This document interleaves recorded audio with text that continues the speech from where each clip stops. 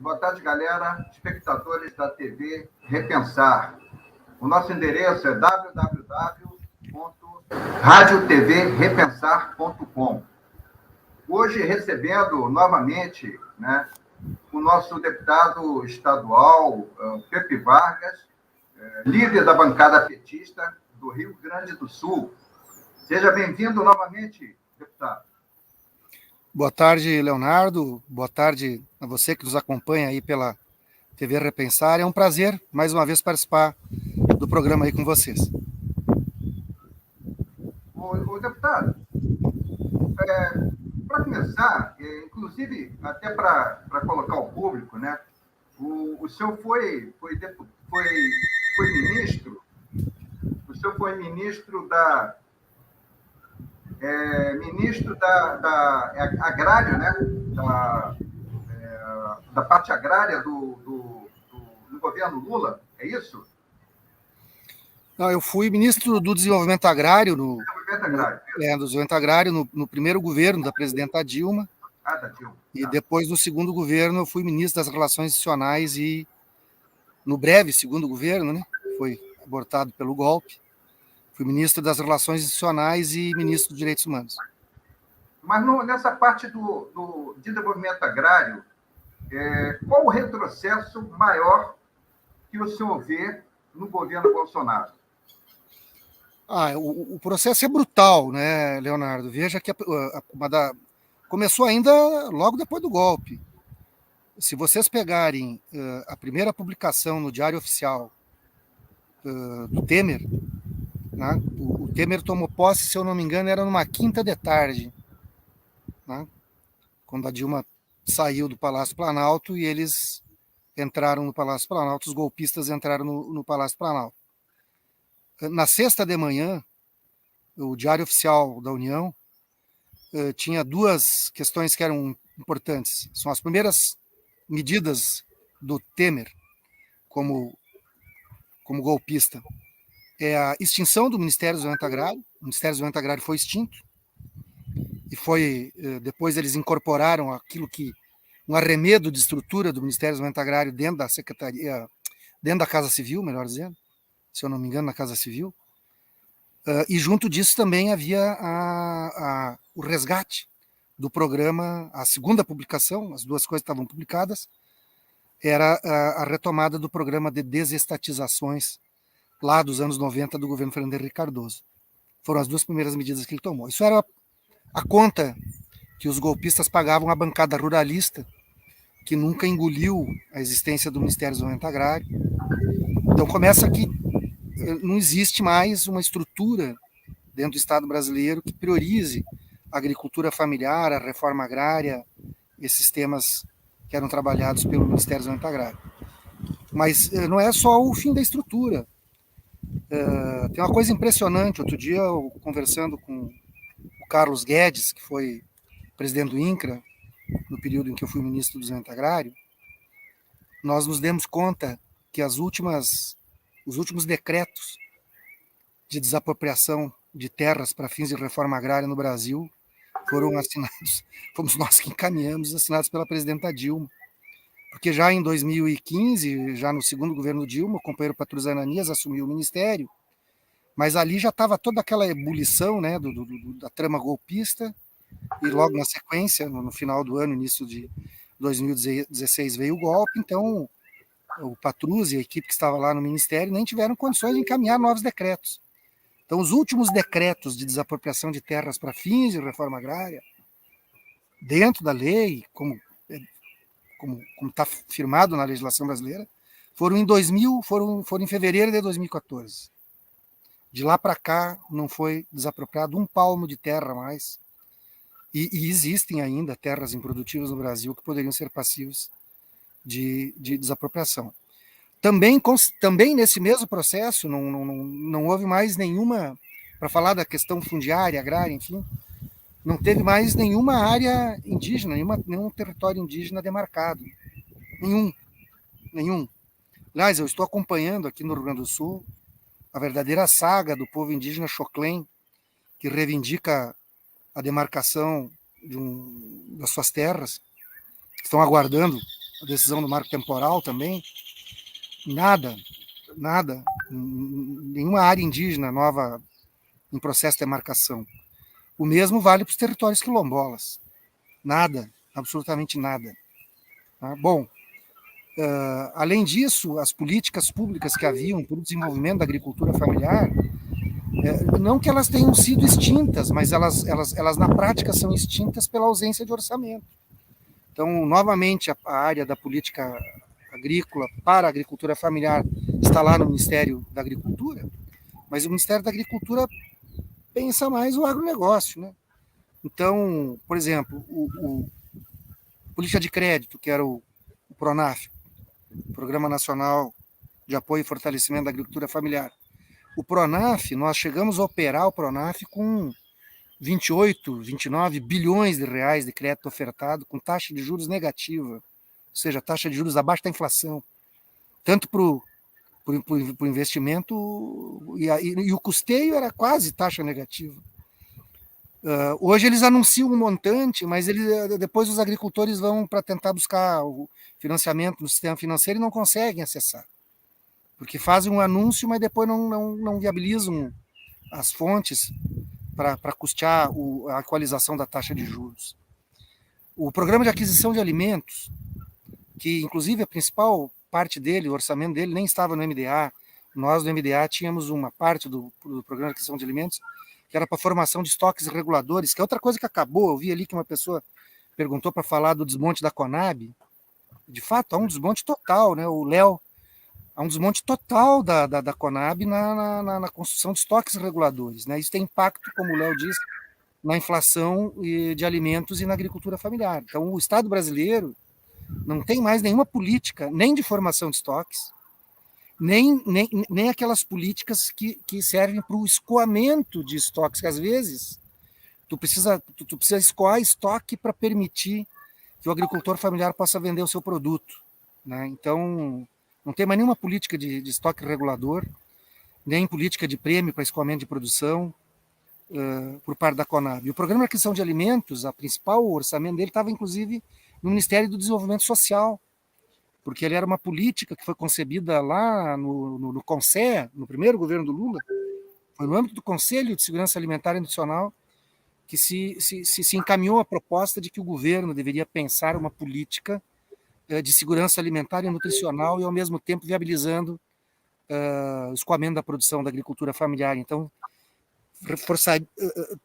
atacava o problema da insegurança alimentar e nutricional, o problema da fome, e, ao mesmo tempo, né, fortalecia a agricultura familiar como fornecedora dos alimentos para isso. Então, tinha aquele programa que era de doação simultânea, que as associações cooperativas de agricultores familiares vendiam e entregavam diretamente, vendiam para o governo, mas entregavam diretamente na rede de assistência social, capilarizada no Brasil inteiro, né, para entidades que atuam nessa área de combate à insegurança alimentar e nutricional. Isso praticamente acabou. Tem um orçamento muito pequenininho. Esse programa, Leonardo, ele chegou a rodar aí com 1 bilhão e 300, 1 bilhão e 200 bilhões de reais por ano. A última vez que eu olhei, tinha alguns 100 milhões de reais, quase nada. Então tem alguma coisinha ainda que roda aí nos bancos de alimentos, mas reduziu enormemente, né? Então eles foram progressivamente desconstituindo essas políticas, né? É lamentável, mas é isso, né? Tem aquele senador que é aqui do Rio Grande do Sul, inclusive, o Reiser, que se notabilizou agora ali na CPI da Covid, né? Defendendo cloroquina e tudo que a ciência... E é candidato a governo, né? Ele vai ser candidato a governador aqui. Mas as pesquisas mostram que ele não está bem na foto, não. Mesmo dentro dos bolsonaristas, pelas pesquisas, o bolsonarista mais forte aqui tem aparecido o Onyx Lorenzoni. O importante é que os candidatos do campo de esquerda aparecem muito bem também, né? A Manuela Dávila e o Edgar Preto, quando é um ou outro, né? O Edgar está com 18,6, a Manuela com 18,9, mas tem também o Pedro Ruas do PSOL, que aparece lá com um bom percentual, Beto Albuquerque, do PSB, se bem que aqui o PSB, infelizmente, participa do governo Leite, então, uma situação complexa nessa relação. Mas o Heinz, ele disse, né, em determinado momento, talvez as pessoas vão lembrar, que ele dizia que quilombola, sem terra, índio, tudo que tem de ruim está lá. Eu devolvo a resposta dizendo assim: racista, homofóbico, defensor de ditadura, tudo que tem de ruim está lá, do outro lado. Né? Aquilo que eles diziam que era de ruim são coisas boas, né, para o nosso país. Nós temos que lembrar que a agricultura familiar é que produz 70% dos alimentos que são consumidos que vem à mesa, à nossa mesa. Né? Porque o agronegócio, ele produz commodities para exportação. Né? Então pega um estado que nem o Rio Grande do Sul. O Edgar Preto, nosso pré-candidato a governador, tem dito isso com maestria. O Preto diz o seguinte: olha, num estado agrícola como o Rio Grande do Sul, em que plantando tudo dá, e que exporta um monte de soja para engordar animal na China, tem 1.200.000 pessoas que passam fome. Nós temos 400.000 famílias hoje no Rio Grande do Sul que estão abaixo da linha da extrema pobreza. E não é diferente no Brasil. No Brasil, se eu não me engano, são 19 milhões que passam fome, né? Até mais. 19 milhões estão também abaixo da linha da extrema pobreza. Então, eles destruíram essas políticas porque, na realidade, os golpistas e os apoiadores do Bolsonaro têm compromisso com esse agronegócio exportador, né, aliás, uma exportação, inclusive, que não gera um centavo de tributação, porque está isento de pagar imposto, né? A soja toda que é exportada não gera nada de CMS para o Rio Grande do Sul, para o Paraná, para o Mato Grosso, para qualquer estado. Não gera absolutamente nada. Então, é um processo que concentra muita renda, gera muito pouco emprego, porque exporta soja em grão, não agroindustrializa aqui no Brasil, então gera muito pouco emprego. É um modelo de monocultura intensivo em uso de agrotóxicos, e então é um modelo agrícola que precisa ser repensado, sem sombra de dúvidas. Né? Com questão aos agrotóxicos e à segurança alimentar, o senhor foi o autor do projeto, né, contra os agrotóxicos neonicotinoides, né? Inclusive mataram a abelha, principalmente as abelhas, né, que foi considerado pela ONU em 2019 o animal mais importante, o ser vivo mais importante da Terra, a abelha. E nesse projeto do senhor contra os agrotóxicos neonicotinoides, eu sou gestor ambiental, né? E é muito triste o que nós vimos com as abelhas, né? Prejudicando, inclusive, a safra de uva, né? O senhor é da Serra Gaúcha, né? E prejudicou toda a Serra Gaúcha na produção de uva. Iria produzir 100 mil toneladas, produziu 7 mil, quer dizer,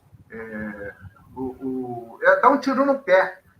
Você coloca agrotóxico na soja, mas do lado tem a produção de uva, você mata todas as abelhas, não tem mais uva. Então, e esse projeto, ele não teve nem parecer, né? Não teve parecer ainda, né? Não. Nós temos 2 projetos importantes aí da nossa bancada do Partido dos Trabalhadores, né? Assembleia Legislativa, né? Um é esse. Quando eu apresentei esse projeto de lei, Leonardo, a literatura informava que os neonicotinoides poderiam ser os principais, porque de fato ele é um inseticida, né? Então ele mata as abelhas também. Mas depois, estudos posteriores feitos aqui no Rio Grande do Sul mostraram, inclusive, que não é só os neonicotinoides, que também tem o fipronil, que está matando muita abelha, né? Mas esse projeto de lei ele não saiu sequer da Comissão de Constituição e Justiça, né? O relator sentou em cima, como a gente diz, né? Como eles têm uma maioria muito sólida, infelizmente, né? O fipronil é da soja, né? É aquele que é pulverizado por avião, né? Isso. E tem um outro projeto muito importante, que é que o Edgar Preto apresentou, que proíbe a comercialização e o uso do 2,4-D. O 2,4-D também é utilizado na soja, ele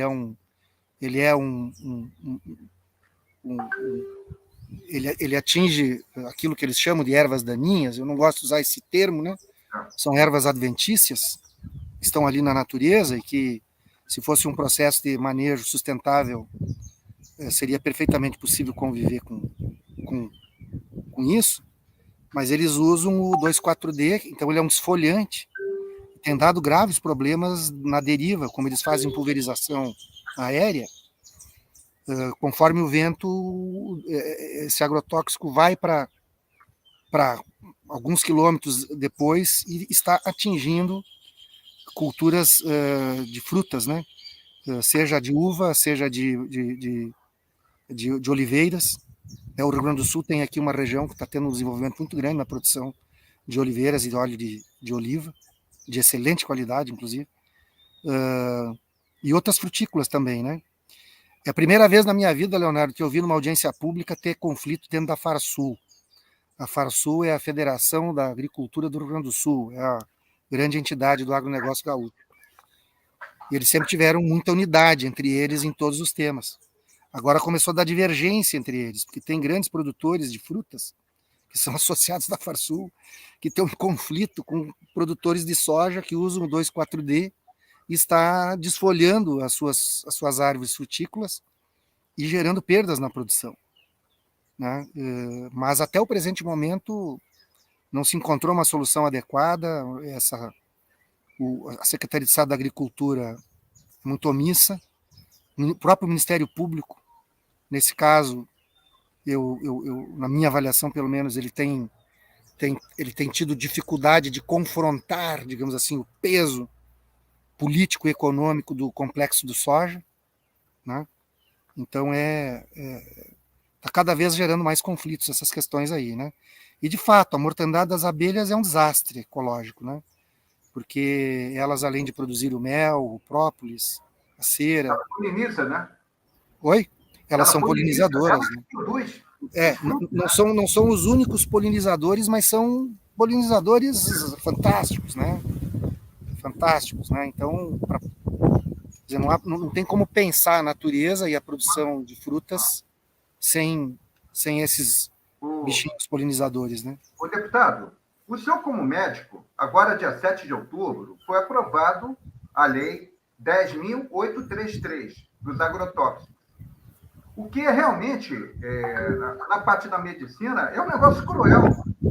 Eles mudaram os artigos.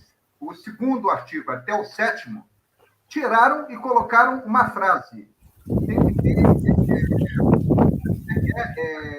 Tem que ter evidências suficientes. Eles colocaram a frase evidência suficiente. Então, para ser cancerígeno, tem que ter evidência suficiente. Quer dizer, tem que aguardar o câncer vir daqui a 20, 30 anos para poder ser considerado cancerígeno. Eu gostaria de um comentário do senhor como médico, até na parte, né, especialista em homeopatia, né, porque é importante para a gente fugir um pouquinho dessa medicina, né, que muitas vezes faz muito mal, né, e também financeiramente é muito, muito mais custosa. O que o senhor acha dessa mudança da legislação dos agrotóxicos, que vai matar todo mundo? Quer dizer, ela é carcinogênica, tem que esperar o tumor vir tem que ter evidências suficientes, né? Tem que surgir um tumor daqui a 20 anos para ser considerado cancerígeno, carcinogênico, mutagênico. O que o senhor acha?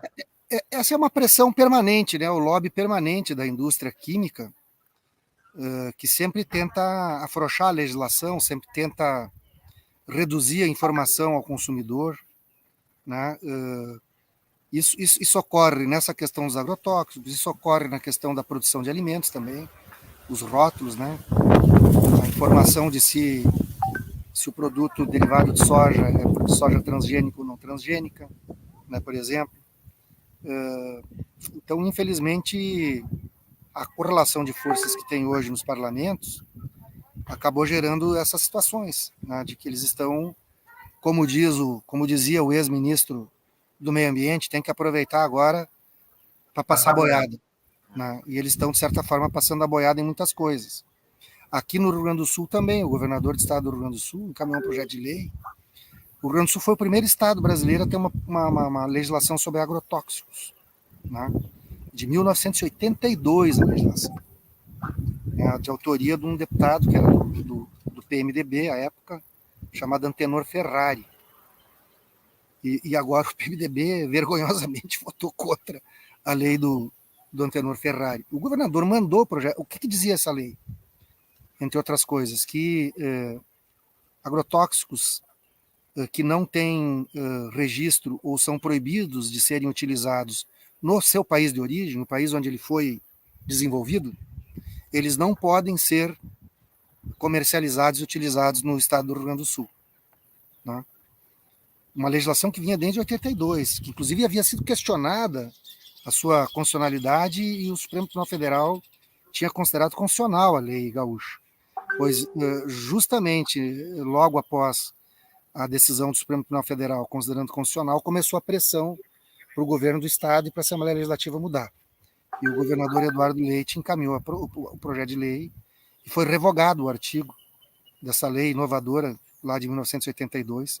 Então agora no Rio Grande do Sul também pode comercializar o agrotóxico que é proibido no seu país de origem, que é um absurdo, né? É o cúmulo do colonialismo, né?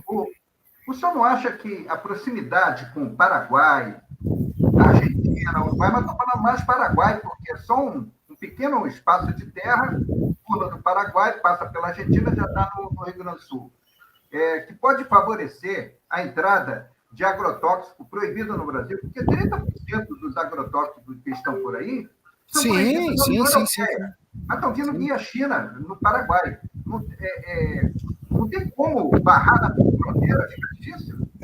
Não, eu não tenho a menor dúvida que isso existe, o chamado descaminho, né? Não chega a ser contrabando, que muitas vezes não é proibido de utilizar. Mas existe esse comércio ilegal que vem, né, clandestino. Bom, sabe como é que é? Sempre é difícil de combater isso, né?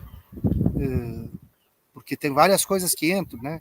Outro dia aqui a Receita Federal conseguiu reter uma partida de vinho que vinha sendo trazido completamente sem nota, sem nada.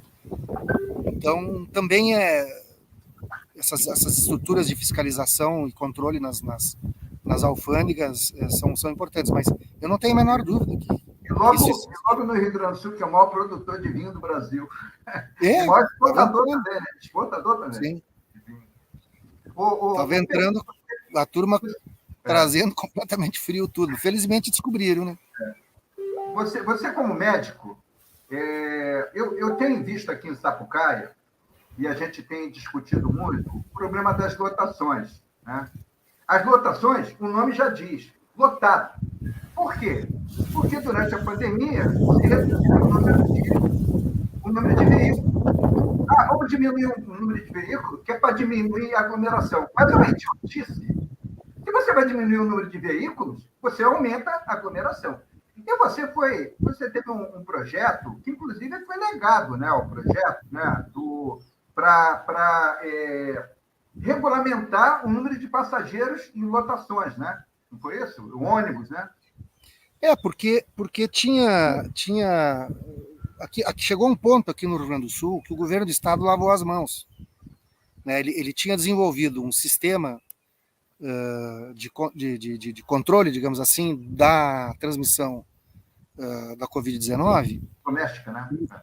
E que já não era ideal, mas pelo menos o Estado é que determinava, né, os protocolos, o que podia, o que não podia. Bom, aí ocorreu a eleição de prefeitos e, lamentavelmente, a maioria dos prefeitos eleitos, na campanha, prometeram que, naquele momento que tinha restrições para o funcionamento do comércio, do transporte, coisa e tal, os prefeitos que se elegeram, a ampla maioria deles que se elegeram prometendo que iam abrir tudo. Né? Bom, aí começou a pressão, e o governo do estado, em vez de aguentar a pressão, mudou os seus protocolos e, na prática, o protocolo jogou para as prefeituras fazer o que quisessem, bem entendesse. Né? O Rio Grande do Sul é uma péssima referência no combate à pandemia, viu, Leonardo? Aqui no Rio Grande do Sul, o governador não é um negacionista, ele não faz um discurso de raiz bolsonarista, digamos assim, né? Ele é do PSDB, tentou, inclusive, a disputar a indicação de pré-candidato a presidente no PSDB, perdeu para o Dória a prévia. Mas, independente dele não fazer um discurso negacionista e não fazer um discurso bolsonarista de raiz, ele apoia totalmente a política econômica do governo Bolsonaro. E aqui no Rio Grande do Sul, se o Brasil não é referência no combate à Covid, aqui o número de pessoas contaminadas por 100 mil habitantes, né, e o número de pessoas que vão ao óbito por 100 mil habitantes é maior que no Brasil. É maior, está acima da média nacional. Agora eu não me lembro os números. Faz aí uma semana ou mais que eu não olho os números. Mas se pegar a série histórica, né, o Rio Grande do Sul não é referência. Por isso que a gente apresentou o projeto de lei, porque tinha ficado a Deus dará, né? Mas o projeto foi considerado inconstitucional. De fato, ele tinha ali poderia porque adentrado no transporte municipal. Pode ser reapresentado? Não, o que acontece? O parecer foi pela inconstitucionalidade, né? O relator deu parecer pela inconstitucionalidade. E, consequentemente, o projeto morreu lá na Comissão de Constituição e Justiça, porque nós não conseguimos derrubar o parecer pela inconstitucionalidade. Então, o projeto foi natiborto, digamos assim, né? Mas eu sei, mas tem um detalhezinho. Quer dizer que você diminuir a aglomeração dentro de uma lotação é inconstitucional. Agora, você diminuir a aglomeração dentro de um banco, bota cadeira sim, cadeira não é inconstitucional, então. O parecer dizia o seguinte, que não competia ao poder público estadual regulamentar o funcionamento do transporte urbano municipal, que seria prerrogativa do município. Nós estaríamos invadindo competência privativa do município, do poder público municipal. Dá samba para discutir isso aí agora, mas tem o transporte intermunicipal, que aí é responsabilidade do Estado, né? Então, o relator podia dizer, afasto a regra para o municipal e mantenho a regra no interestadual. Mas também não. Mas tem um interestadual de um município para outro, que isso é prerrogativa dos deputados estaduais, e não do vereador. Mas agora, faz uns 15, 20 dias atrás, eu fui relator de um projeto lá na Comissão de Constituição e Justiça, de um deputado bolsonarista, que ele mandou um projeto dizendo que era proibido tu estabelecer qualquer medida de controle da pandemia. Passaporte vacinal, essas coisas todas aí. Bom, eu dei o parecer, óbvio, pela inconstitucionalidade. Porque as autoridades sanitárias podem... eles vêm com esse discurso da liberdade, né, porque é da liberdade de cada um. Bom, mas a liberdade de um termina onde começa a liberdade do outro, né? Eu dei o parecer pela inconstitucionalidade, que tem jurisprudência vastíssima já no âmbito do Supremo Tribunal Federal sobre isso, antes mesmo da pandemia de Covid-19, já em relação a outras vacinas. O Pepe, inclusive, agora me assustou, foi dia 27 agora de dezembro, pela primeira vez, desde que iniciou a Covid, ultrapassou 1 milhão de casos diários. Foi 1.400.000 casos, principalmente com a Omicron. Então, ela é 70 vezes mais contaminante, vai ser um desastre. Vai ser um desastre. Tem que começar a tomar medida agora, porque depois Inês é morta. Como diz o ditado, né, o velho ditado, agora Inês é morta. O governo tem resistido muito, continua, né, essa resistência negacionista do governo. Primeiro, nessa questão do estabelecimento de exigência de quem vem de outros países, mostrar, né, que está vacinado, ou mostrar o teste, ou ficar em quarentena, enfim. O governo não quis de jeito nenhum, teve que ter essa medida do Supremo, né?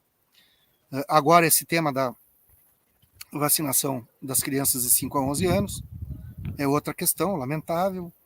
Então segue, né? Aliás, o Queiroga está na mesma, o cara se rendeu, né? O Pepe, você dizer que morrer 4, que eu vi os dados depois, eu vi os dados agora, os últimos, São 4 crianças mortas por dia.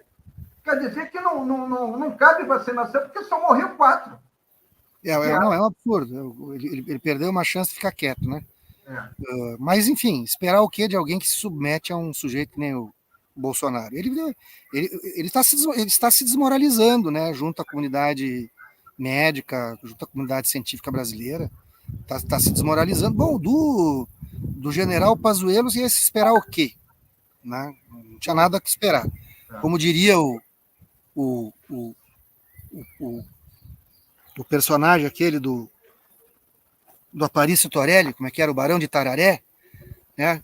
Dizia, de onde não se espera nada, aí que não vem nada mesmo. Né? Então, do Pazuello não tinha nada que esperar. Agora, o Queiroga, pelo menos, o cara é médico, né? Tinha uma história, dependente das suas opiniões políticas, tinha uma história no campo da medicina que ele botou na lata do lixo, né? Com essas manifestações e com essa resistência dele, esta ridícula consulta pública que estão fazendo, quer dizer, mais do que ridícula, eu diria criminosa consulta pública, né?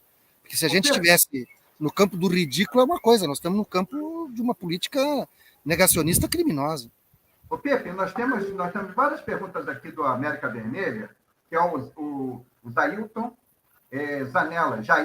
Zanella, lá de Santa Catarina. Né? Ele tá perguntando aí, se você fosse assumir uma pasta no futuro governo progressista, sua preferência seria pela área da saúde ou da agricultura? Não, primeiro que eu eu acho que eu não assumiria, né? Eu já passei pelo governo, acho que tem outras pessoas que estariam mais indicadas, enfim, né? Mas eu não sei, assim, quando a presidenta Dilma me convidou para ser o ministro do Orçamento Agrário, enfim, um dia ela disse, eu preciso falar contigo, coisa e tal. Eu disse, não, tudo bem, presidente, a hora que der, tudo bem. Me chama que eu vou lá, enfim.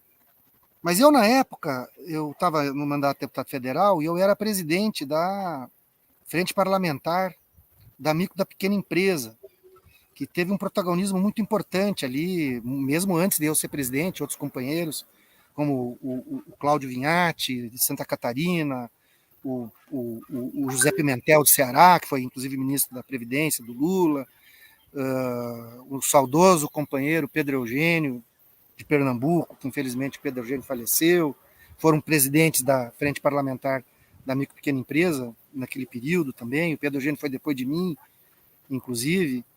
Eu pensei que ela ia me convidar para ser, e estava se discutindo que ia ser criado o Ministério da Micro Pequena Empresa. Digo, bom, a presidenta vai me convidar para ser o presidente.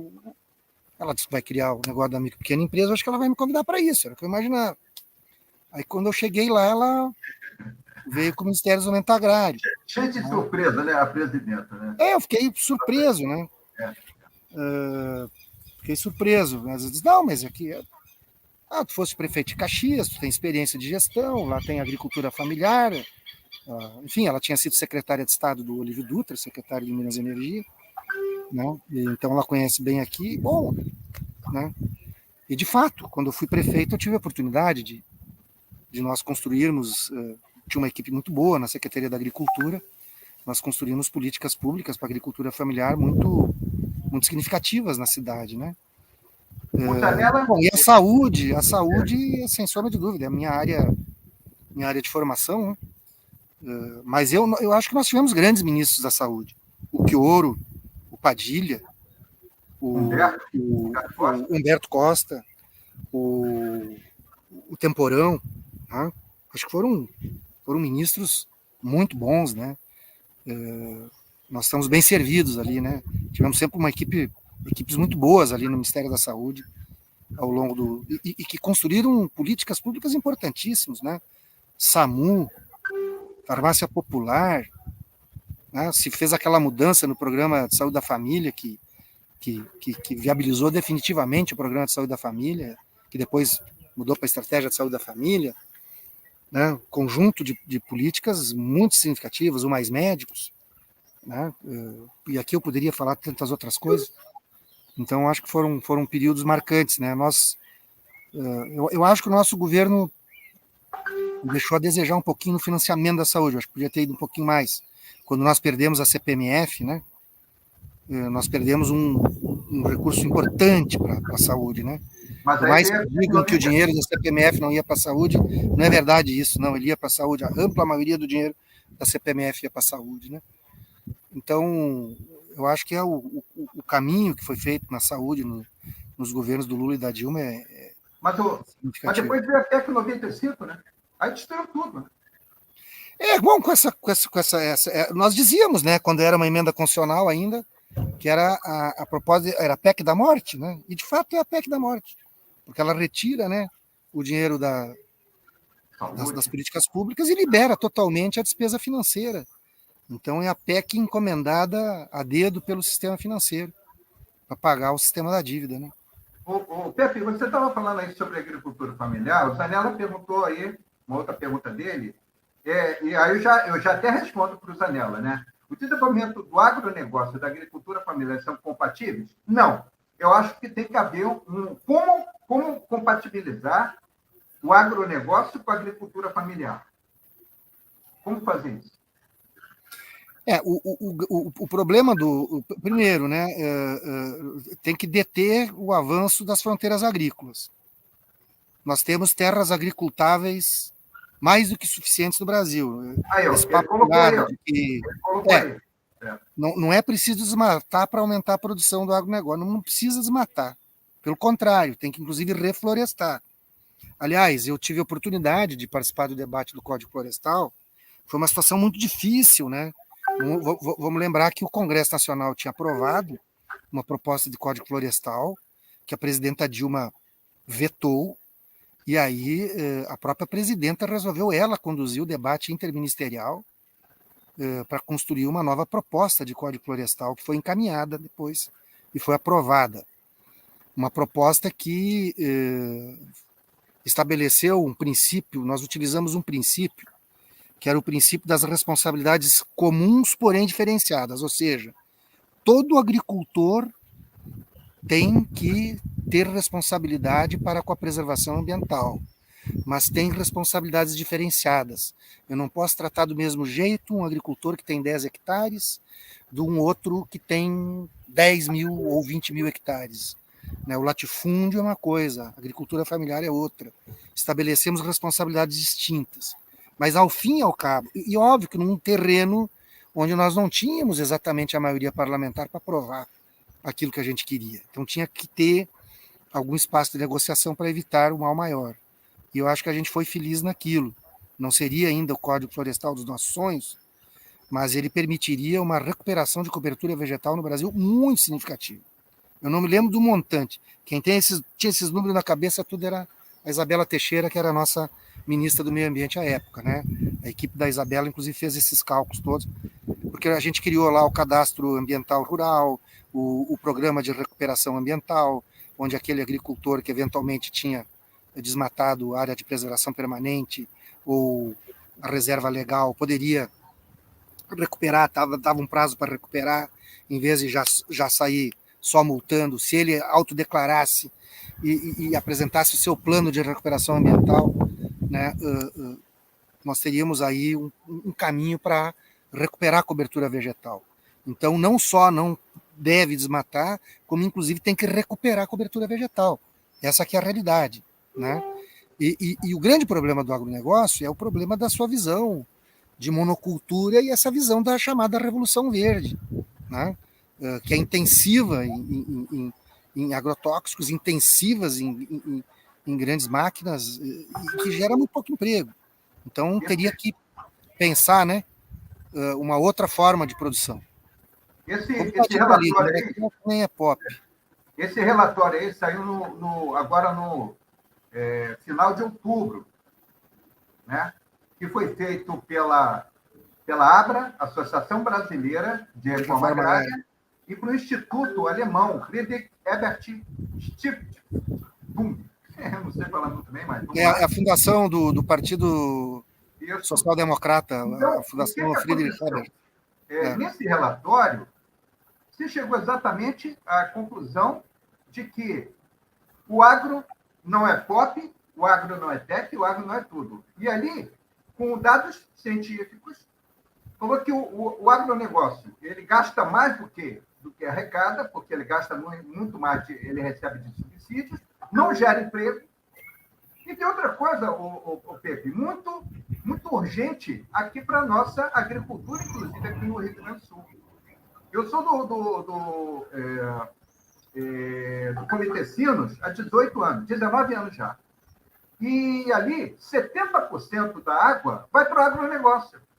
Quer dizer, nós temos a tal da água virtual, nós estamos exportando água. E aí nós estamos numa crise hídrica seríssima, muito grave, que não tem há 90 anos, e simplesmente o agronegócio está levando a maior parte da água. E aí a agricultura familiar, que gera emprego, que gera alimentos, como você falou, 95% ou mais até da comida que vai para a mesa é da agricultura familiar, não tem água para produzir. Então, como é que a gente resolve esse problema, não só no Rio Grande do Sul, mas no Rio Grande do Sul, como é um celeiro, principalmente de grãos, como é que a gente resolve isso? Olha, nós tivemos uma grande estiagem em 2012 no Rio Grande do Sul.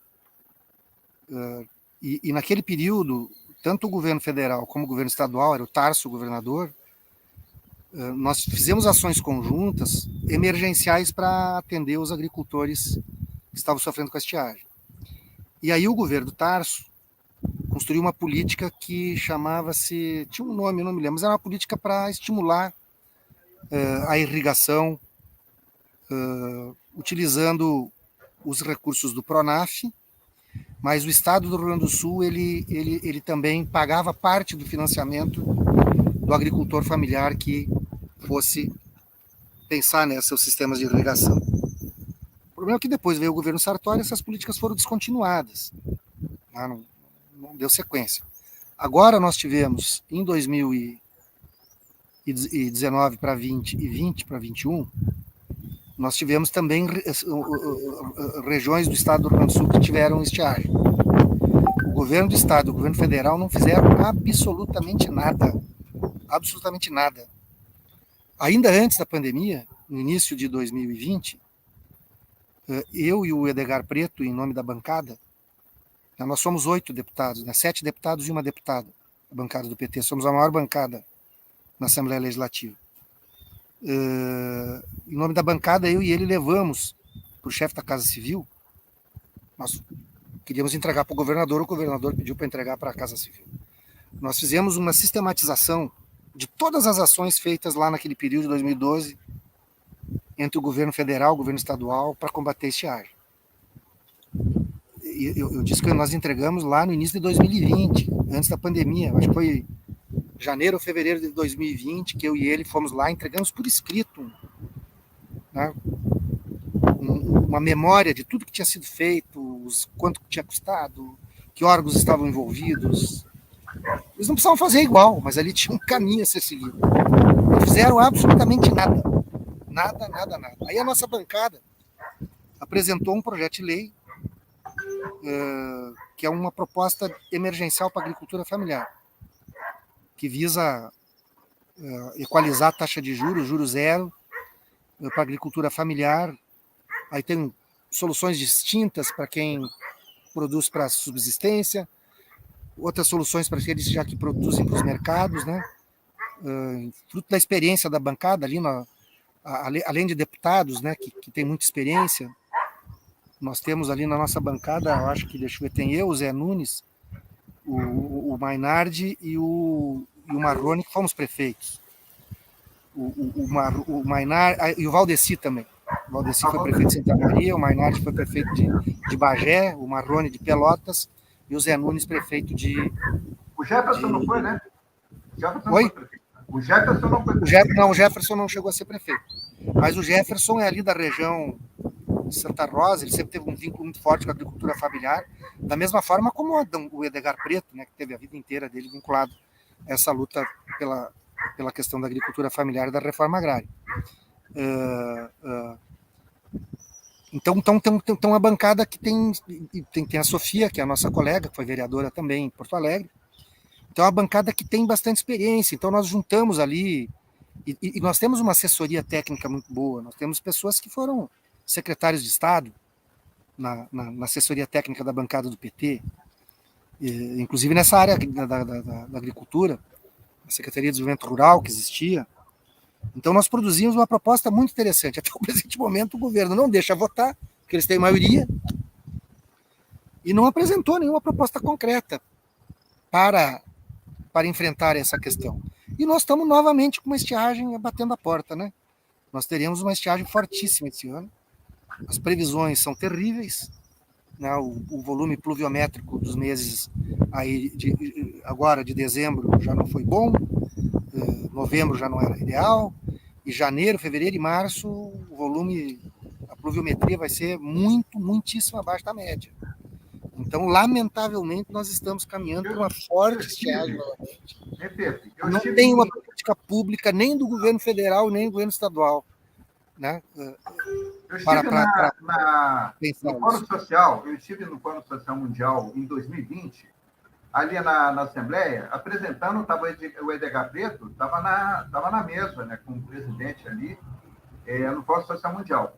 E no domingo, quando estava iniciando, e eu fiz uma apresentação lá sobre agrotóxico na Serra Gaúcha, tá?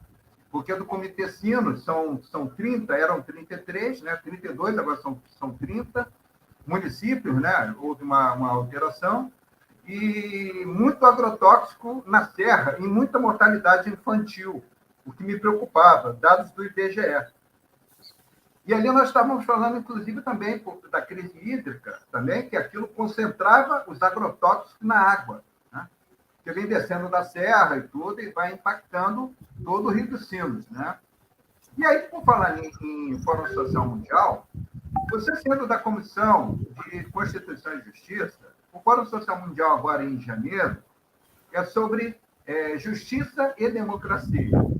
Você pretende, ou tem alguma coisa, dos cinco temas, né? Apresentar alguma coisa no Fórum Social Mundial, pessoalmente ou pela bancada? Não fizemos esse debate ainda, Leonardo. Até vai ter que ser, vai chegar o momento que a gente vai ter que fazer, mas a bancada acabou não fazendo esse debate, né? Sobre se vai apresentar alguma coisa. Janeiro, né? Até o dia 25 de janeiro. E como o tema exatamente a sua área, né, de Constituição e Justiça, né, eu não estou sugerindo nada, né? Eu estou achando, até acreditei que já tinham alguma coisa a apresentar nesse Fórum Social Mundial, que inclusive o Lula já confirmou presença, né? O que é preocupante, porque com essa Ômicron, né, se espalhando aí, 2021 não foi presencial, né? Aí agora querem fazer presencial. Eu acho meio arriscado, mas vamos lá, né? Eu sou contra. Eu vou participar, mas quero participar virtualmente, né? Online. A Ômicron ainda não chegou com toda a força aqui, né? Mas é preocupante. Tem algumas coisas, assim, porque a nossa cobertura vacinal, apesar dos negacionistas, está alta. Né? Precisa ampliar a terceira dose. É a terceira ou quarta, né, do país, né? Mas, Isso. Então o povo brasileiro... Bom, as pesquisas, inclusive, mostram isso, né? Mais de 80% das pessoas querem se vacinar. Então tem esse detalhe. Outra coisa que ainda tem um número significativo de pessoas, embora a cada dia que passa a gente vê mais gente não usando, ainda tem muita gente que está usando máscara. Né? Tem muita gente ainda usando máscara. Então, isso pode ser um diferencial importante aqui com a chegada da Ômicron, né? Porque se as pessoas, de fato, continuarem usando máscara, fizerem a terceira dose, mais gente se vacinar com as 2 doses, talvez a gente possa transitar isso de forma distinta do que outros países estão transitando. Apesar do governo não contribuir para isso. Alguns médicos estão sugerindo a 4ª dose, alguns cientistas. Para pessoas, principalmente para pessoas que têm comorbidades e têm situações de imunodepressão, né? Principalmente para isso, sem sombra de dúvidas. Ontem nós iríamos entrevistar aqui o Suplicy pela segunda vez, né? Ontem de manhã e ele não pôde participar porque ele tinha passado mal à noite. Aí nós achávamos, né? Deve ser uma gripe, né? Eu até conversei com a Sandra, assessora dele, deve ser uma gripe. Eu falei, olha, ele vai fazer o teste para Covid. Testou a Covid. E ele já tomou 3 doses. Né? Terceira dose. Ele já tomou a terceira dose. E pela idade dele, é preocupante. Mas eu fiquei sabendo com a assessoria dele que tá legal, né? E nós remarcamos, né? Eu fiz uma live. Eu vi a notícia que ele testou positivo, mas que está passando bem, né? Agora, nós vamos passar um teste de fogo aí com a virada do ano, né? A turma que vai para o litoral, né? Eu fiz uma opção, me desculpe os litorâneos, né? Mas o meu período. O meu período de férias, eu não vou para o litoral nem a pau, Juvenal. Pepe, o Charles, que é da Picada Café, né? O Charles até comentou comigo, que eu não vi isso, né? Mas ele comentou, que a maior parte da Ômicron está no litoral, em todo o litoral brasileiro, está avançando para o interior, a contaminação. Ela praticamente ela está vindo do litoral. Mas, claro, né? O litoral tem um número maior de habitantes, né? A densidade populacional é maior, a concentração é maior. Sem dúvida. Então, de repente, eu não sei se é por isso, né? Mas ele falou não é por ser litoral, não é uma questão geográfica. É mais lógico isso. Mas digo, eu não vou por outra razão, porque vai ser um período de grande aglomeração ali, né? Ela entende, vai chegar nessa época do ano, vai para a beira da praia, já é uma aglomeração. Tu vai sair da beira da praia, vai para um restaurante, é uma aglomeração. Mas é de Caxias do Sul, vai ali para então, eu tô aqui no interior de Caxias, estou num distrito rural aqui. Rapidinho. Vou ficar aqui lendo uns livros, pegando um solzinho aqui. Mas por falar em não aglomeração, vamos partir para um outro assunto agora, rapidinho, para a gente fechar, né? Nós já estamos próximos de fechar. O que você acha, no caso da Federação de Esquerda, e quanto à proibição, porque na Federação de Esquerda, a federação, né? Na federação, só pode haver um candidato por partido. Né? Então, a gente fechando a federação com o PSB, com o PSOL ainda não. Né? O PSOL e a Rede ainda estão relutando. Eu acho que é por causa do Alckmin, né? Por causa do problema do Alckmin. Foi o que eu li, né, bastante a respeito, ouvi o Grauber falar, o Boulos falar a respeito disso. E nesse caso da federação, tendo apenas a possibilidade de um candidato a governador, como é que fica a situação, por exemplo, que eu ouvi falar que o Beto Albuquerque, ele quer vir como governador. E ainda tem o Pedro Ruas, né, quer dizer, pelo PSOL. Mas o Edgar Preto se mantém forte, né? Firme e forte, né? O nosso candidato, né? Então, a posição que o partido está adotando aqui é de buscar essa convergência dos partidos do campo democrático, popular, de esquerda. Né? A federação partidária, eu sou favorável à ideia da federação partidária.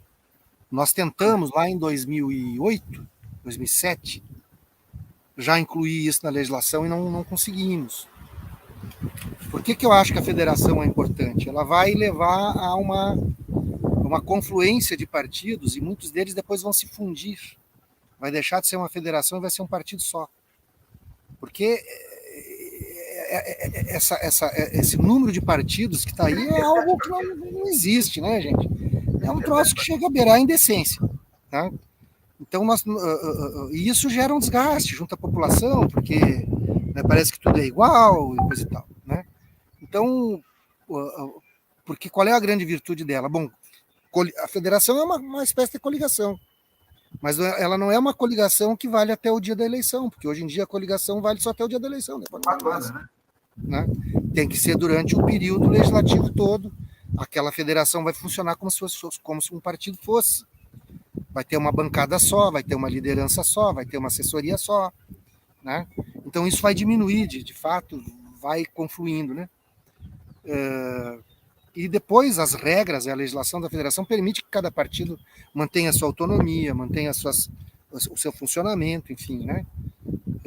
Então acho que isso é positivo. Então nós temos que trabalhar o programa da federação e ver os partidos que vão compor essa federação. Eu acho que a federação pode ajudar a eleger uma bancada maior de esquerda para dar sustentação a um futuro governo Lula, que eu acredito que temos chance de ganhar com a candidatura do Lula. Não devemos achar que será fácil, né? Não podemos ficar nos enebriando aí com essas pesquisas que mostram, inclusive, que o Lula pode ganhar no primeiro turno. Nós temos que ir à luta, temos que falar com as pessoas. Eu tenho dito o seguinte, Leonardo, essa campanha ela vai ser realizada nas redes e nas ruas. Achar que a gente vai ganhar a eleição só em mobilização de rua, não. Tem que ter estratégia para as redes. Achar que nós vamos ganhar só com estratégia nas redes, não. Tem que ter mobilização na rua.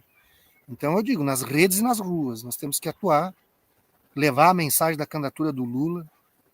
Né? Eu acho que tem um grande espaço para a candidatura do Lula, grande espaço, a cada dia que passa.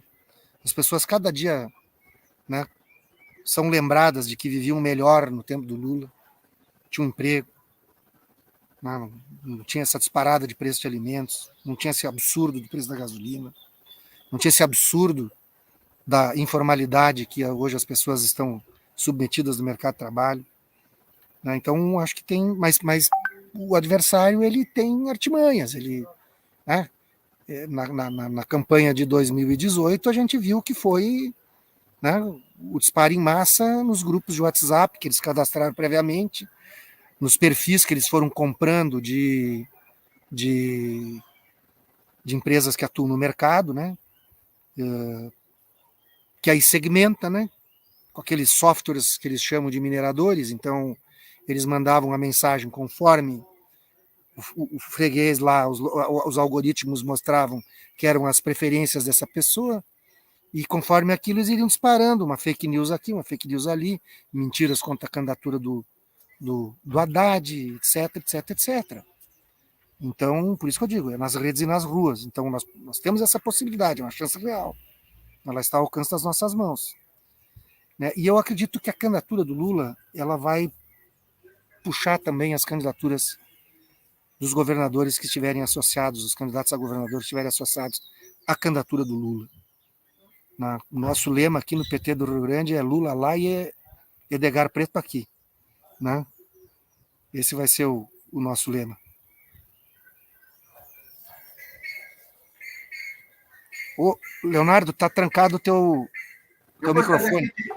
Eu gostaria de agradecer aqui também a presença, né, de uma correligionária sua aí de Caxias do Sul, a professora, né, historiadora, a Rose Frigeri. A Rose é a nossa suplente de vereadora, inclusive. Isso, que ela foi candidata, ela é suplente de vereadora de Caxias do Sul, né? Foi a nossa primeira suplente e já assumiu aqui, inclusive, o mandato. E aí, também eu gostaria de agradecer aqui também a Renata Luiza, né, que foi candidata lá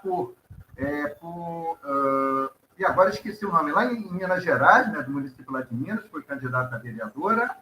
E nós temos também, deixa eu ver aqui quem mais, temos também o Alessandra Grison, né, também, o Aloysio Roberto Jordão, o Zailton Zanella, de Santa Catarina, né, e temos também a Regina Fazioli, né, de São Paulo, professora lá de São Paulo, a Silva Pereira, de Santa Catarina, o Jair Galvão, sociólogo lá do Ceará, e muitos outros. Né? Estamos transmitindo ao vivo pela TV Repensar, por 6 páginas, né, do Facebook e 129 grupos do Facebook. Então, fica difícil eu visualizar tudo, né, porque eu terei que abrir página a página, e depois que eu vou ver os insights, né, sobre isso.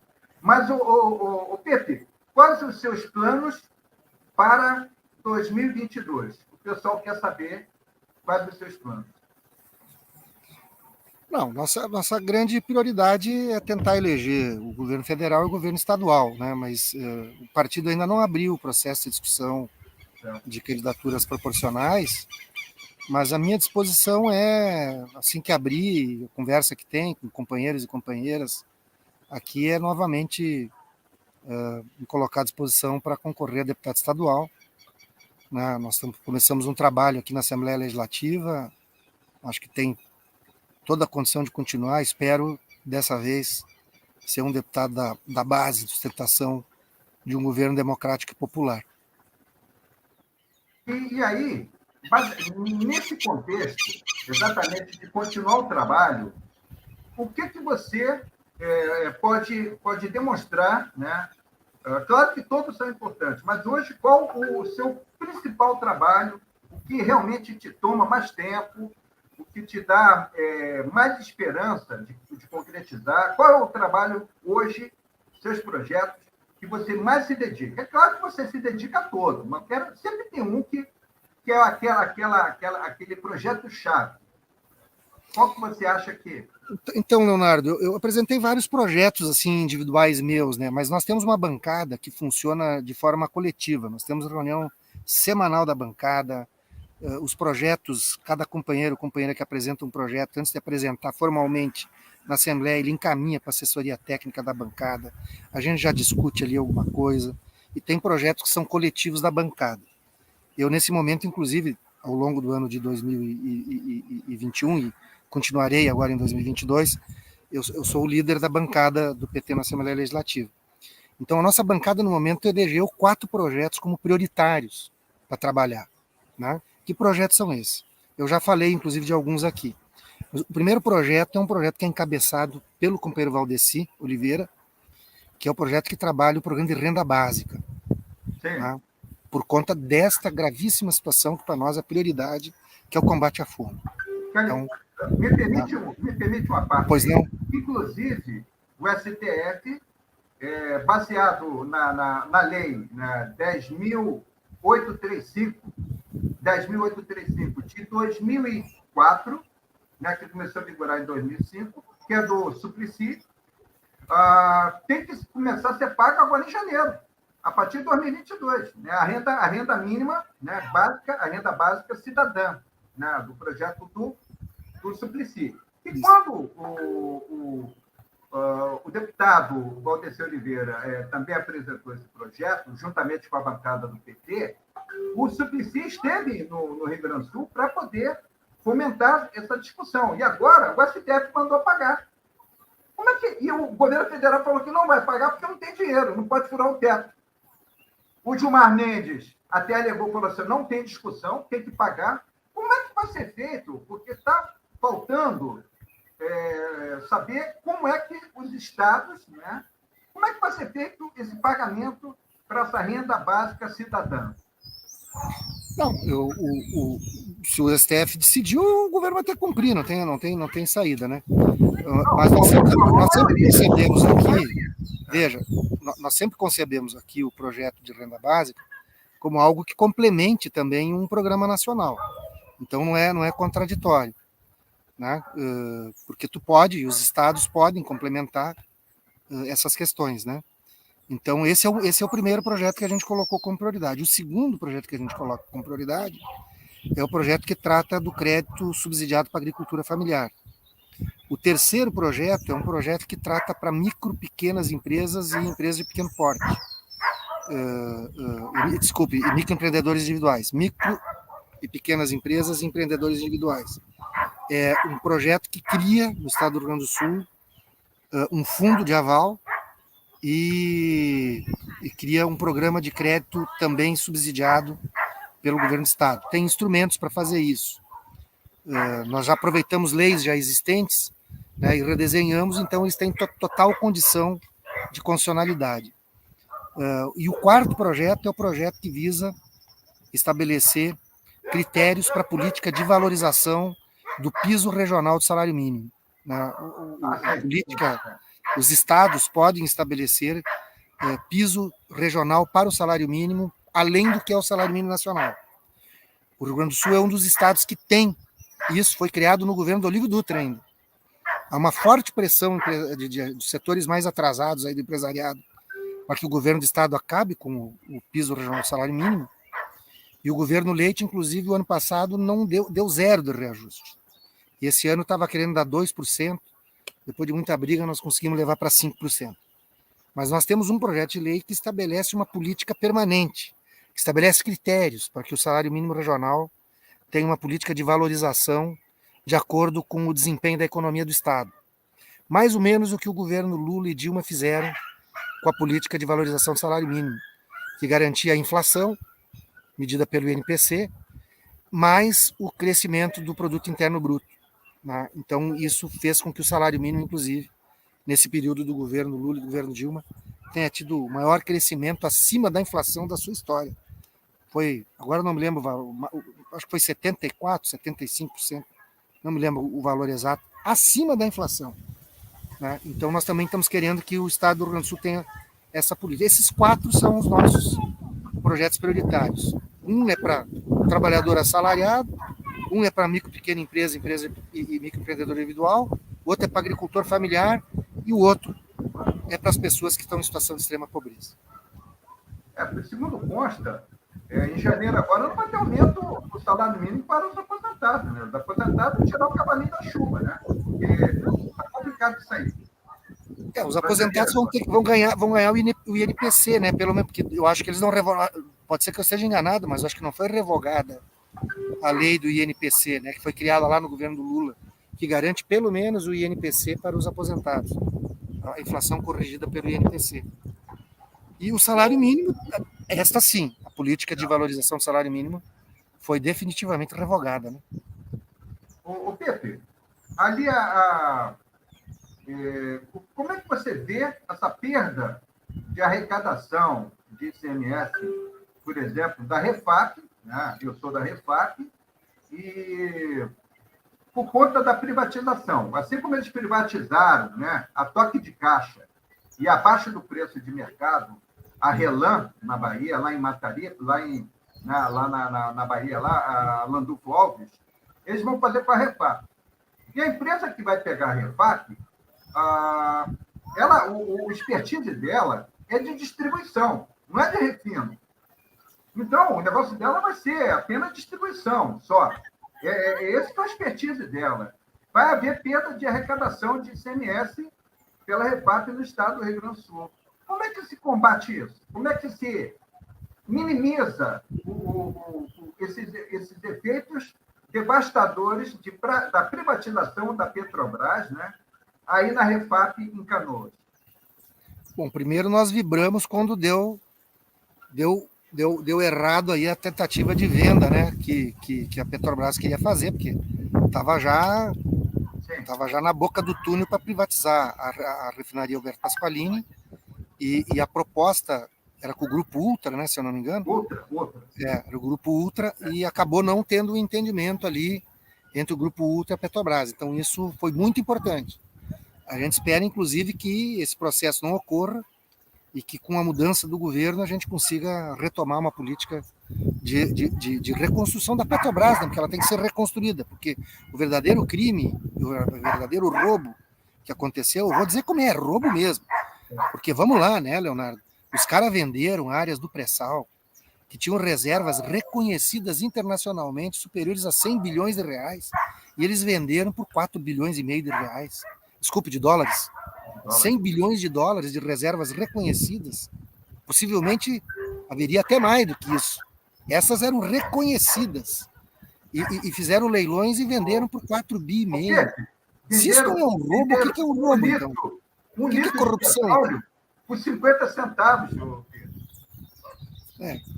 Então, primeiro, a gente espera isso. Agora, de fato, a venda, uma eventual privatização da Refap, ela é uma incógnita, porque ela tanto pode ser comprada por um grande player internacional desses aí, que vai usar ela só como estrutura de armazenagem, por exemplo.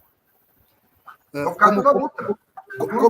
A Ultra poderia fazer isso, como pode, inclusive, refinar, mas trazer petróleo de fora, né? Para refinar.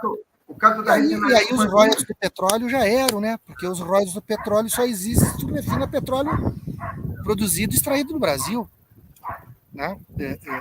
Nós criamos, inclusive, Leonardo, uma frente parlamentar em defesa da Petrobras no Rio Grande do Sul, e tivemos uma audiência com o governador, tivemos audiência com o secretário da Casa Civil, depois veio a pandemia. Fizemos reuniões, fizemos audiências públicas nas cidades onde tem estruturas da Petrobras, no Rio Grande do Sul, em Canoas, na própria Assembleia Legislativa, fizemos em Osório, fizemos em Tramandaí, fizemos em Imbé. Tá? visitei os prefeitos, porque eu acabei presidindo essa frente, visitei os prefeitos desses municípios, dava para perceber que não tinham todas as informações. O prefeito de Osório achava que o município de Osório ia ganhar com a privatização. É um troço inacreditável. Aí passamos os dados todos, né? Então, de fato, pode ocorrer uma perda significativa de tributação no estado do Rio Grande do Sul e poderá levar a uma situação de que, se hoje nós estamos submetidos a um monopólio estatal, nós vamos ficar submetidos a um monopólio privado. Ó, Né? Com tudo que se Zanella, um monopólio privado. O Zanella, ele perguntou aqui exatamente o que eu estava pensando. Esse polo naval do Rio Grande, né? Eu tive 2 genros que trabalhavam lá. E ali foi um desastre, realmente, né? Acabar com 15 mil empregos, né, de metalúrgicos ali no polo naval, né, que tem o Porto Seco, o mais importante, o maior da América Latina, que o Lula construiu, e simplesmente acabou com os empregos no Rio Grande do Sul. Agora estão construindo lá em Singapura, né, na Malásia, estão construindo as plataformas. Né? Não tem outra maneira, só aguardando o governo Lula para reativar o polo naval de Rio Grande? Não, eu acho que só com o Lula de presidente, porque eles têm que reativar uma política de conteúdo nacional, né? Que foi abandonada na prática, essa política de conteúdo nacional. A ideia de que o petróleo é finito e, consequentemente, ele tem que gerar riqueza para o desenvolvimento do país, o desenvolvimento científico, tecnológico, industrial, né? Que foi a política que foi construída ali e que foi destruída. Né? O que essa Lava Jato destruiu no país, isso sim é um verdadeiro crime. Né? Eles se vangloriam de terem, segundo eles, recuperado 4 bilhões e 300 milhões de reais de corruptos que tinham roubado da Petrobras. De fato, teve corruptos ali que roubaram da Petrobras. Né?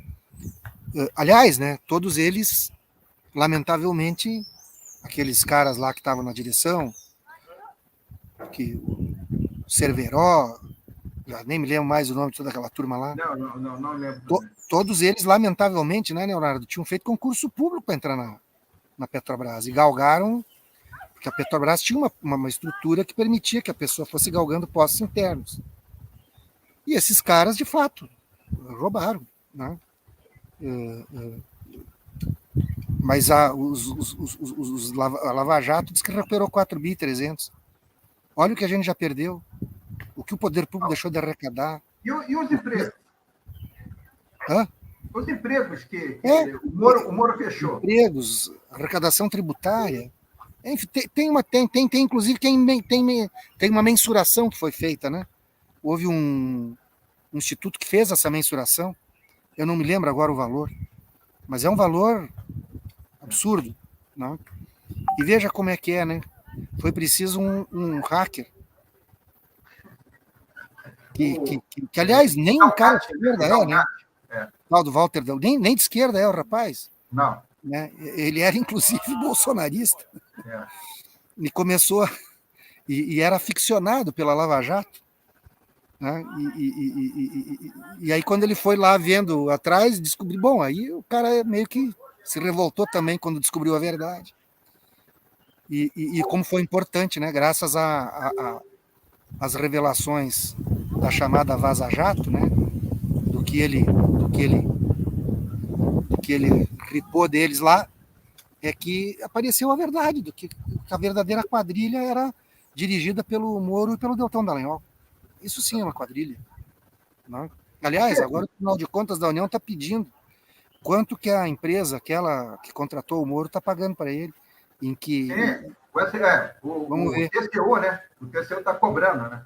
E agora eles se queixando que estão enxovalhando a honra dele. Não, olha o que ele fez com a honra dos outros. Ele apresentou a desculpa de que eu trabalhei muito bem, eu fui honesto. Aquela empresa de consultoria lá nos Estados Unidos, né? Marçal, né? Marçal. Me pagou, eu fui honesto, sabe? Me pagou, eu trabalhei honestamente. Tá bom. Quanto recebeu? Para quebrar o Odebrecht. que é incrível, incrível. Para quem está nos assistindo, né, o Moro, ele quebrou a Odebrecht, depois ele entra na Walter e Marçal americana como diretor para gerir, né, o passivo da empresa que ele quebrou. Quer dizer, é um absurdo. Completamente fora de lógica. É impressionante. Tem que montar o PowerPoint que explica essas ligações aí, né? Por falar nisso, está marcado para janeiro, né, o julgamento do PowerPoint. Né? Não acabou, não. Aquela história do PowerPoint vai ser julgada agora, né, em janeiro. Já está marcado, né? O STF marcou. E vamos ver, né? Vamos ver, porque o Lula merece danos morais, né, cara? Merece danos morais, né? Danos patrimoniais, lucros cessantes e tudo mais. Aliás, eu li esse final de semana. Ali entre o sábado e o domingo eu li a biografia, o primeiro volume da biografia do Lula, escrita pelo Fernando Moraes. Eu não consegui ler dessa grossura do Fernando, mas não consegui ler. Mas eu parei de atender o telefone, me meti a ler e li. Aliás, me chamou a atenção o seguinte, né? É diferente daquelas biografias que a gente está acostumado a ler, né? Que começa, né? Numa linha cronológica até chegar, né? Vai seguindo mais ou menos a cronologia da vida da pessoa. Não, o Fernando Moraes ali começa com a prisão do Lula. Os primeiros capítulos, né? Começa com a prisão do Lula e encerra com a soltura do Lula, e aí que ele vai entrando nos acontecimentos da juventude, infância, juventude, as greves do ABC, né? Vai até nesse primeiro volume, vai até a eleição de 82, né? Quando ele foi candidato a governador. Mas é maravilhoso. Já tinha lido aquela biografia, já tinha lido outras coisas do Fernando Moraes, mas ele prende o sujeito na frente do livro, né? Impressionante. Pepe, eu vi um vídeo que viralizou na internet aí, essa semana, de uma menina que ganha o livro do Fernando Moraes, do Lula, né? Ela ganha de presente. E ela fica emocionada quando ela descobre. O vídeo é muito bonito, né, cara? Eu não cheguei a ver. Vale a pena. Realmente, aquilo ali é um prêmio tanto para o autor, né, para o escritor, e para o Lula, para o próprio Lula, né, que é o símbolo daquele livro ali. A menina ficou assim, ela emocionada recebendo o livro do Lula de presente. Aquilo ali é muito bonito. Ela deve ter uns 12 anos por aí. Mas, Pepe, encerrando, gostaria que você deixasse uma mensagem, não só para os gaúchos que te seguem, né? Os gaúchos e os brasileiros em geral. Uma mensagem para 2022. Né? Praticamente nós fizemos quase que uma retrospectiva de 2021, mas a expectativa de 2022, uma mensagem que você gostaria de deixar para os eleitores, para o público em geral. Bom, primeiro, Leonardo, foi um prazer falar contigo, parabenizar esse trabalho que vocês fazem de produzir, né, uma informação com conteúdo e posicionada, né, eu acho que cumpre um importante papel aí. Eu queria desejar para as pessoas, acima de tudo, que elas busquem concretizarem os seus sonhos, né? Lutem por eles. Eu acho que é possível construir, né, um mundo melhor, uma sociedade com maior solidariedade e uma série de outras questões. Então, acho que 2022 é o ano que a gente tem que lutar para concretizar o nosso sonho de um Brasil que retome, né, um eixo de democracia e de oportunidades para as pessoas. Né, bom ano novo para todos e todas. Né, vamos continuar se cuidando ainda. Pedro, eu gostaria de agradecer a tua presença, agradecer também a Meire, né, Vieira, de Sergipe, que conseguiu contato contigo. Gostaria também de agradecer a Patrícia Graminho, né, de Caxias, né, a nossa amiga, que está meio sumida, né, mas ela está com muitos compromissos. Né? Então, a Paty, ela não está aparecendo, né, na TV, mas brevemente, eu acho que para a semana que vem, ela já retorna, ela está muito atarefada, e eu sinto que ela não estivesse presente aqui, né, por ela ser nossa amiga, né, tanto sua quanto minha, né, de Caxias, para a gente poder conversar nesse bate-papo mas vão ter outras oportunidades. Então, o Pepe, a TV Repensar, né, agradece a sua presença, também aguardando e deixando aberta aqui as portas, né, para a gente trazer você novamente para a gente bater um papo sobre qualquer evento, né, que possa acontecer. Até sobre... Agora nós vamos fazer, agora em janeiro, uma exposição praticamente sobre o petróleo, né, no Brasil, um debate. Vamos fazer sobre indígenas e quilombolas, né, com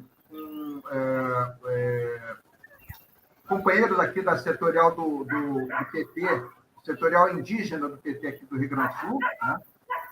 E o Danilo Braga, e também do Paraná. Nós vamos fazer um debate sobre indígenas, e também sobre petróleo, e outros debates também que vão surgir.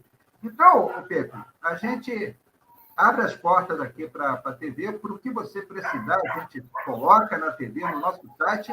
Lembrando, o nosso site é www.radioTVRepensar.com. Tá certo? Muito obrigado, Pepe. Obrigado a todos que participaram, né, dessa live.